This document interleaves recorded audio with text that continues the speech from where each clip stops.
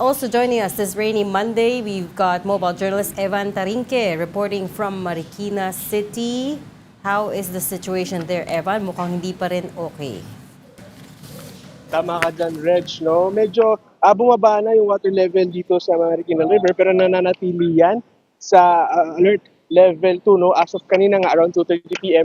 nasa around 16.8 meters yung water level dito sa Marikina, no? So ibig sabihin niyan yung mga residenteng nakatira malapit dito nga sa mga low-lying areas pinalilikas na at pumunta na nga sa mga evacuation center, no? Kasabay niyan, nagbukas na rin kanina yung 23 na evacuation center dito sa Marikina para naman maging pansamantalang silungan ng mga apektado na residente, no? Karamihan dun sa minomonitor ngayon ng Marikina LGU yung mga residente mula dito sa Barangay Tumana at Barangay Malanday, no? Kung matatandaan nyo, nitong last week, ito yung mga barangay na apektado nung nasira or hindi gumaganang pumping station dito sa may Marikina. So ngayon, nakita natin kanina, inikot natin kanina, isa pa rin yan doon sa kaninang tinitignan natin na gumagamit pa rin sila nitong mobile na pumping station. Pero sa ngayon, itong kinakatayuan natin ngayon, kanina may tubig-tubig pa. Ito nga, no? May kita natin bakas pa rin yung ilang mga putik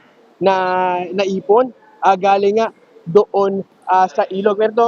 Pero sa kabila niyan, ito, binaryan na, nilagyan na rin ng kordon itong area, ng parking area na ito ng Marikina River. Ibig sabihin, delikado at hindi na pwede lumapit dyan yung mga residente dahil hanggang sa ngayon, marami pa rin dito yung mga tinitignan, yung mga kapatid nating nagmo-monitor dito sa ilog, no? Normal na yan. At pinayuhan na nga, actually kanina ni Marikina Mayor Maan Teodoro na hanggang bukas, suspended yung klase mula all public and private school dito sa Marikina.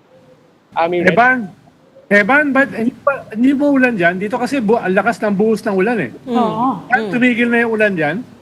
Ronald, actually ngayon paambon-ambon yung nararanasan natin dito, no? Pero kanina tuloy-tuloy yung malalakas na pag-ulan dito, no? Kaya naman nga biglang tumaas nga yung ilog, no? Kaya naman according sa Marikina LGU, no, simula kahapon hanggang kaninang alas 2 ng hapon nasa 120 millimeters yung ulan na ibinuhos dito. Kaya naman talagang mabilis rin yung pagtaas nga nung ilog, no? Isa yan doon sa tinitignan nilang dahilan kung bakit tumaas kagad yung ilog. Kasabay na rin yung mga tubig galing dito nga sa upstream na tinatawag, no? Ito yung sa mga San Mateo Rizal, kasama na rin sa may Antipolo, na dito pababa sa Marikina yung daloy ng tubig. Pero sa ngayon, kahit papaano, no, humina yung ulan na nararanasan namin dito, pero itong tubig, umaasa ilang mga residente na tuluyan na nga bumaba, no? Dahil nakikita natin ngayon sa may likuran ko, andun yung markers at nakikita natin na malapit na siya doon sa 17-meter mark. Ano yung Evan, kumusta yung traffic? Kumusta yung traffic dyan sa doon sa taas mo, umaandar naman pero what about dyan sa paligid?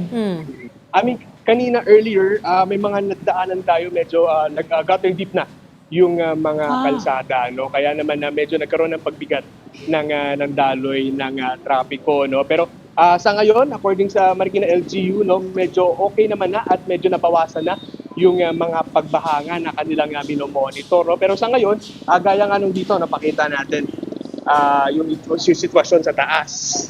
Ito, makikita natin, ito yung kalsada going to palabas ng Marikina. Ito yung tulay.